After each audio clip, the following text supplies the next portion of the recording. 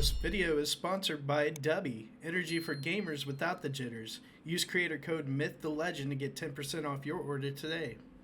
Hey, what's up guys? Rochasaurus back with another YouTube video. Today we are going to be reacting to the next top 20 video games coming out soon on PC, Xbox, PlayStation, and possibly Nintendo Switch. I got the video for you guys right here. Let's check it out.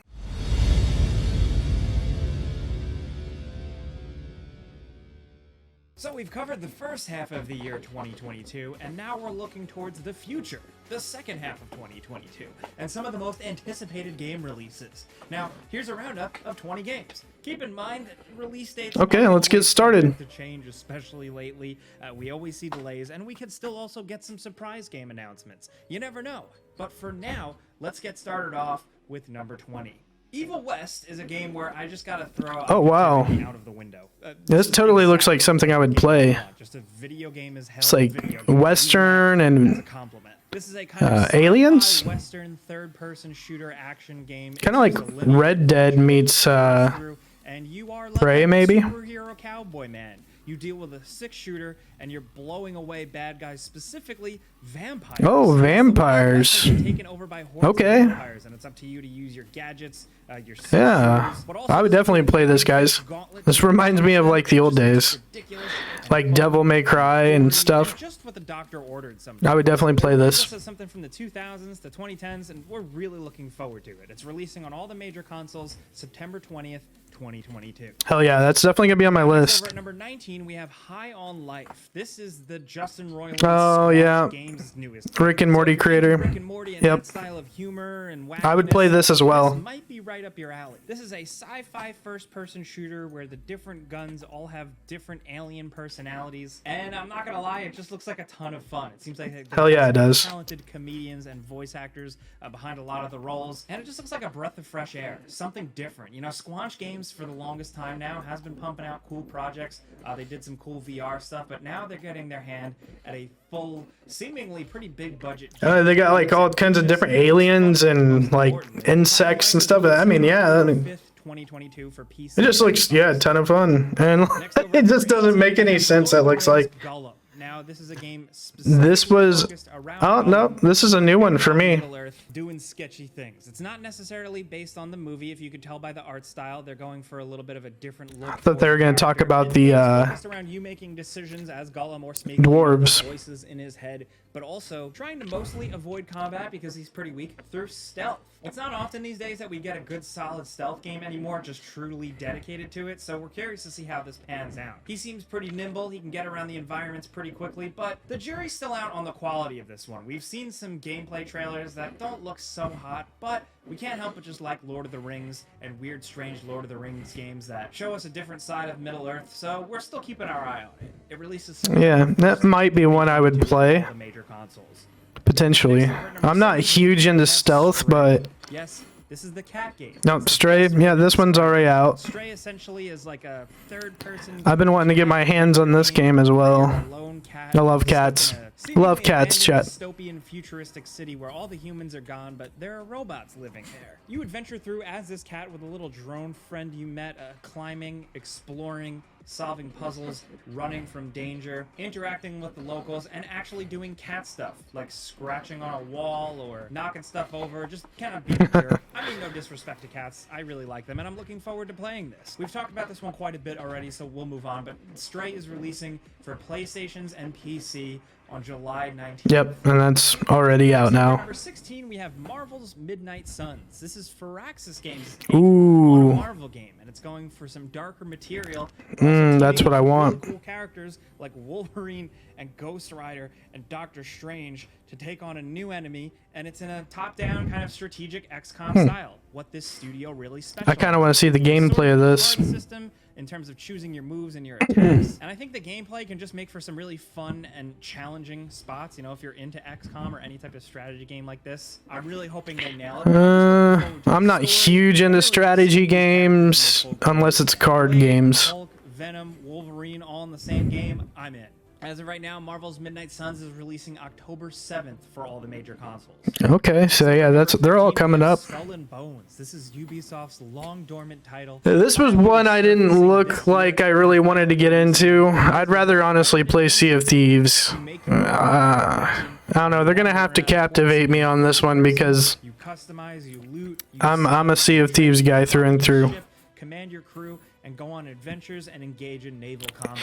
I'll admit, Sea of Thieves did get boring for a while, but I'd still prefer it over this from what I've seen of this gameplay so far. Anything like Sea of Thieves, you know, manning a ship with a bunch of other people can be a blast. This is a little bit of a different spin on things compared to Sea of Thieves, and I'm curious to see how it pans out. We'll know in the fall when it releases November 8th for all the major consoles. It's right around my birthday. Next, number 14, we have Splatoon 3. It's incredibly awesome to see this franchise return with new man, if I had a Switch, I'd definitely get this if I had a Switch. Unfortunately, I don't have one. Multiplayer in Splatoon games can get incredibly addictive, and I'm really curious to see how they're going to expand upon it this time. We're still waiting to hear a lot more for this, but we know looks like so much fun. We're definitely going to be playing it on Nintendo Switch because it releases September 9th. I really need to get a Switch. Number 13, we have Saints Row. Yes, I've been looking forward to this one as well. Numbers, and now it's Saints Row. August. Fuck yeah, dude. We got like 20 days. We got like 22 days actually. And you are set loose on a new kind of deserty Las Vegas type city. At first I was a little skeptical and curious to see if they would actually retain some of the craziness that they really set up with some of the last games, but nope, it seems like all the insane hijinks are going to ensue. You can glide around the fuck city, yeah. I love the crazy shit you can do in Saints Row. Run around in your underwear. It's basically like a modded GTA. Saints Row games. I just hope they keep it super dumb and super fun. Hopefully it doesn't feel lifeless. We'll have to judge it when we get our hands on it. It's releasing August 23rd, 2022 for all the major consoles. Ooh. Next, over at number 12, we have Pokemon Scarlet and Violet. These games are following up Pokemon Legends Arceus. Again, another game I can't play. Pokemon game, but in this new, wide open, fully 3D formula. As you've probably seen from the gameplay trailers, some of the exploration and everything looks really promising. Not too much to say about this one yet, other than that technically it's the first installment in the 9th generation of Pokemon game series, and it's going to be keeping some of us busy on Switch November 18th, 2022.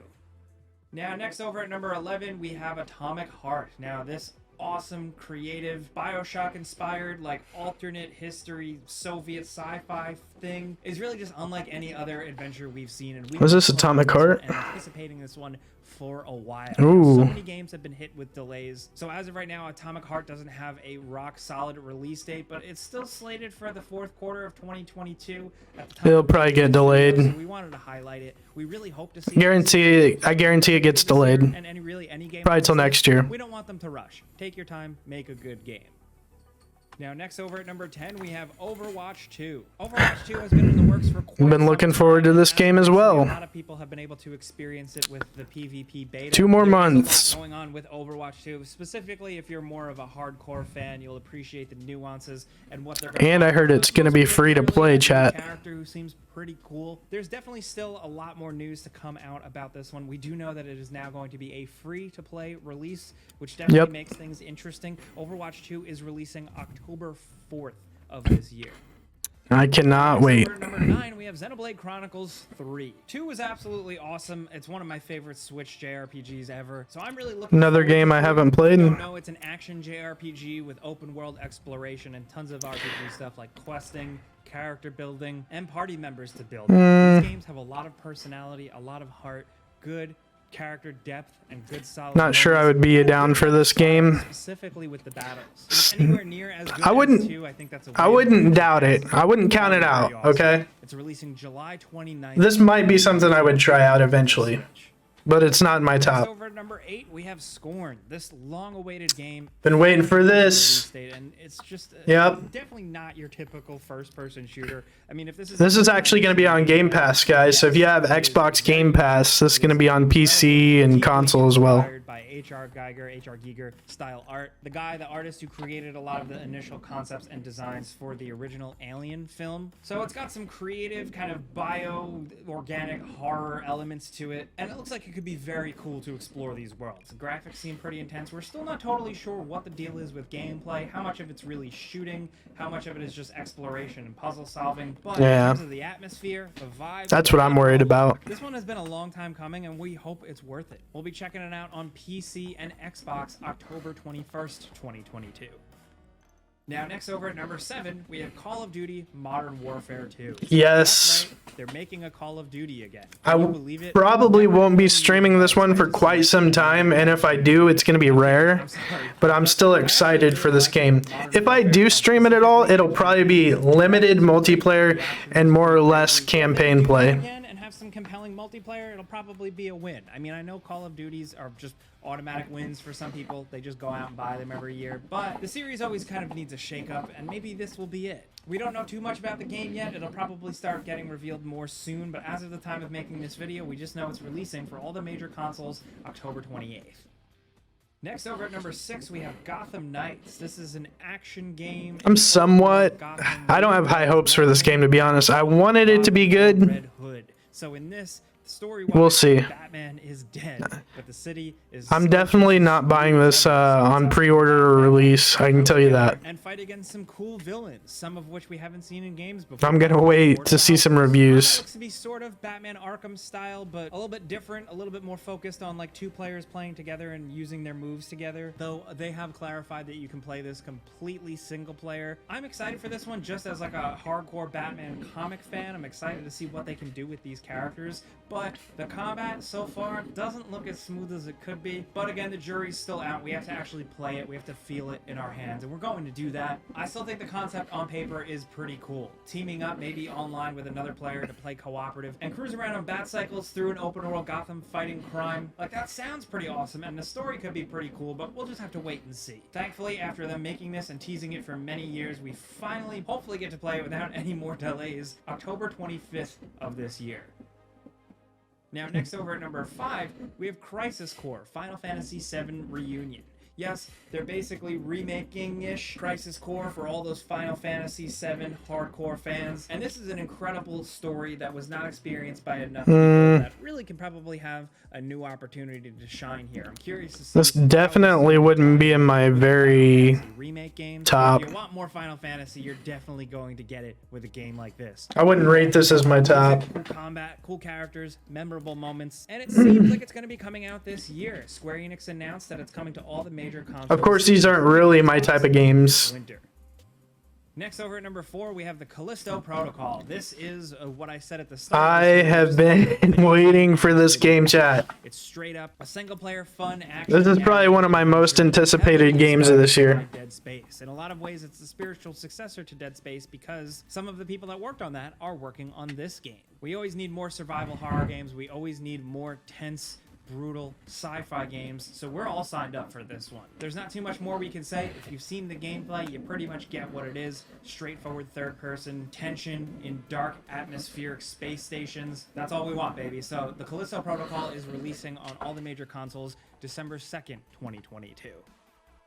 Now, down to number 3, we have A Plague Tale Requiem, which is a follow-up to one of my favorite games, A Plague Tale Innocence. This is a single-player action-adventure narrative. This definitely wouldn't be number 3 or 2. Her special brother, Hugo, through a plague-infested maybe world. top 10. However, the stakes are definitely higher this time around, with Amicia growing up into more of a badass. It seems like there's more combat, more of a threat, and Hugo himself has also developed some interesting characteristics. If you've played the first game, you know what I mean.